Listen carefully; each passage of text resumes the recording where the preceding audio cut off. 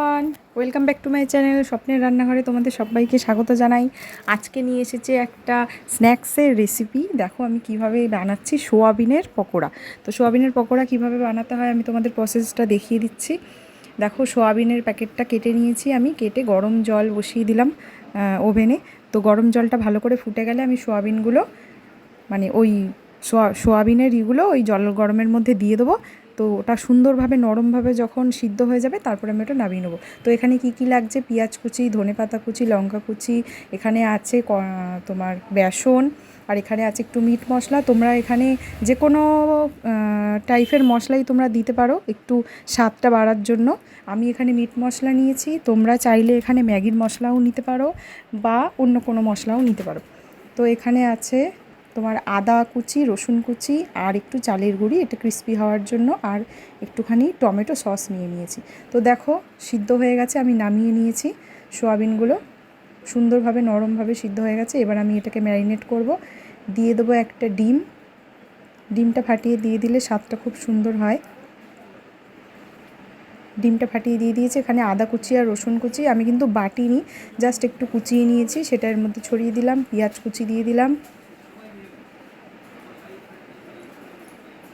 এবার দেখো এর মধ্যে ধনেপাতা আর লঙ্কা কুচিটা দিয়ে দিচ্ছি। ঝালটা তোমরা পরিমাণ মতন নিজেরা দিয়ে দেবে। আর এখানে দিচ্ছি বেসন, চালের গুঁড়ি,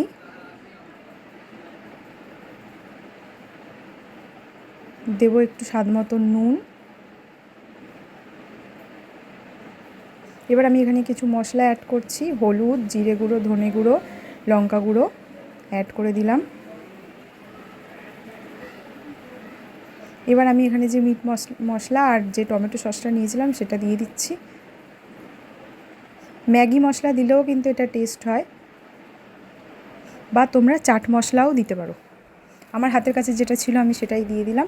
এবার ভালো করে এটা মিক্স করে নেব। এবার তেলটা গরম হয়ে গেছে, দেখো কড়াইতে তেল দিয়ে দিয়েছিলাম, তেলটা ভালো করে গরম হয়ে গেছে। এবার একটা একটা করে সোয়াবিন আমি তেলের মধ্যে ছেড়ে দেবো। তো দেখো আমি সোয়াবিনগুলো এক এক করে ছেড়ে দিলাম। এবার লাল লাল করে ভাজা হয়ে গেলেই তুলে নেব। বেশি সময়ও লাগে না, খুব অল্প সময়ে রেসিপিটা খুব সুন্দরভাবে বানানো হয়ে যায়। আর বাড়িতে থাকা মশলা দিয়েই কিন্তু এটা বানানো যায়, এক্সট্রা করে কিছু আলাদা করে কিনে আনতে হয় না। বাড়িতে সবার বাড়িতেই যে মশলা থাকে সেটা দিয়েই তোমরা এটা বানিয়ে নিতে পারবে।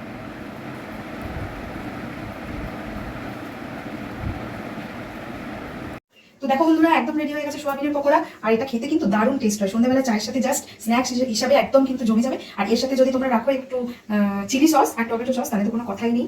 দেখো কত সুন্দর খেতে হয়েছে, আর ডিমটা দেওয়াতে কিন্তু এটা দারুণ একটা ক্রিস্পি টাইপের হয়েছে। দেখো কি সুন্দর ফুলেছে সোয়াবিনটা। তো তোমরা বাড়িতে বানাবে, বানিয়ে টেস্ট করবে, খাবে, খেয়ে দেখবে কেমন হয়েছে, আর আমাকে কমেন্ট করে অবশ্যই জানাবে। আর চ্যানেলটা কিন্তু সাবস্ক্রাইব করতে একদম ভুলবে না। টাটা।